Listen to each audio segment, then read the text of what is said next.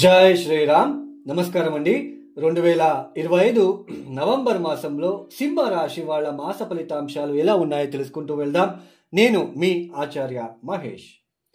ఈ ఒక మాసంలో ఏ గ్రహాలు ఎక్కడెక్కడ సంచారాన్ని చేస్తున్నారు అని సూచించే ఒక జాతక చక్రం, ఇలానే మన జాతక చక్రం కూడా ఉంటుంది.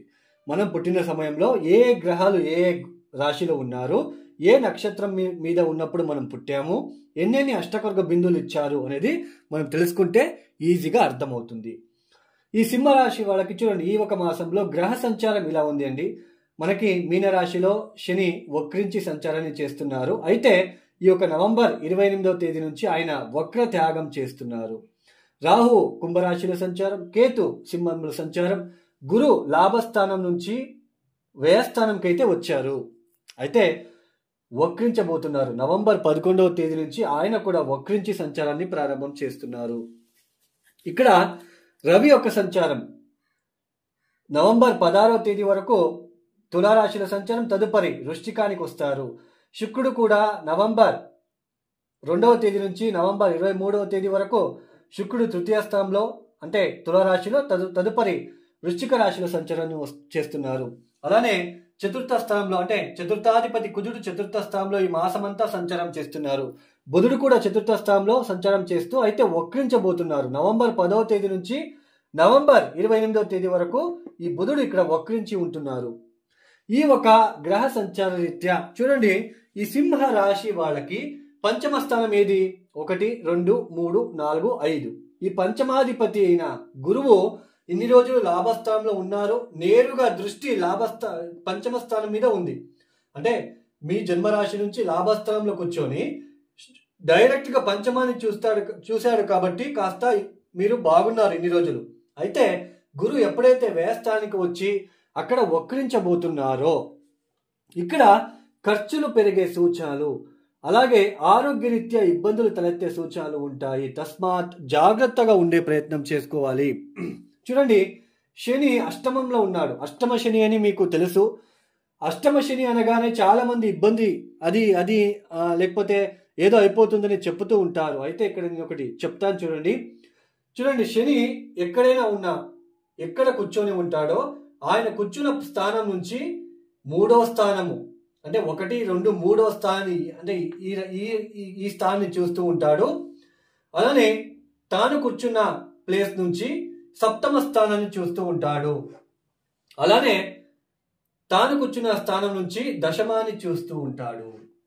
ఇప్పుడు మీ రాశి నుంచి ఏ దృష్టి పైన శని దృష్టి ఉంది, ఏ రాశిల పైన శని దృష్టి ఉంది? మీ రాశి నుంచి ద్వితీయం మీద శని దృష్టి ఉంది. మీ రాశి నుంచి పంచమం మీద శని దృష్టి ఉంది. మీ రాశి నుంచి దశమ స్థానం మీద శని దృష్టి ఉంది.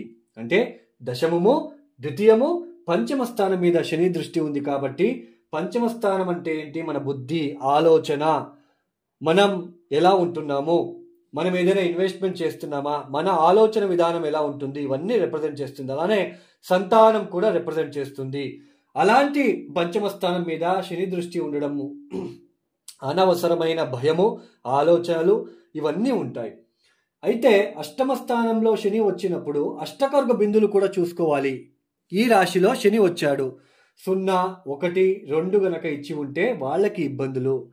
సింహరాశిలో పుట్టిన వాళ్ళు సింహరాశిలో పుట్టిన లక్షల మందికి కూడా అష్టమ స్థానం ఇబ్బంది పెట్టదు. ఇది బాగా గుర్తుపెట్టుకోండి. అష్టకర్గ బిందువులు గనక 4, 5, 6, 7 గనక ఇచ్చి ఉంటే శని ఇబ్బంది పెట్టడు అని అర్థం.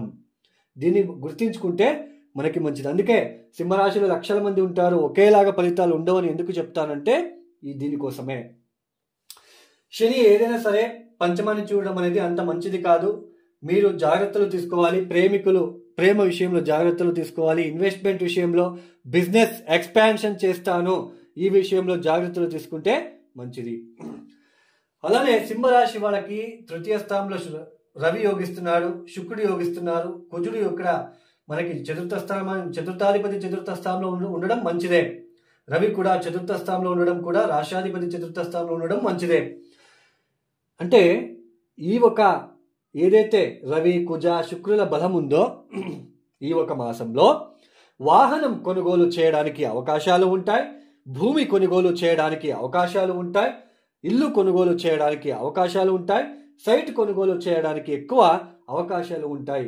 మన మానసిక కంఫర్ట్, శారీరక సుఖానికి సంబంధించిన విషయంలో, మానసిక సుఖానికి సంబంధించిన విషయంలో ఎటువంటి లోటు ఉండదు. అయితే ఖర్చులు ఎక్కువ అవడము, తీర్థక్షేత్రాల దర్శనాలు, ఎక్కువ ఖర్చులు పెట్టే ఆస్కారాలు, దూర ప్రయాణాలు చేయవలసిన ప్రమేయము, ఇవన్నీ ఎక్కువగా ఉంటాయి.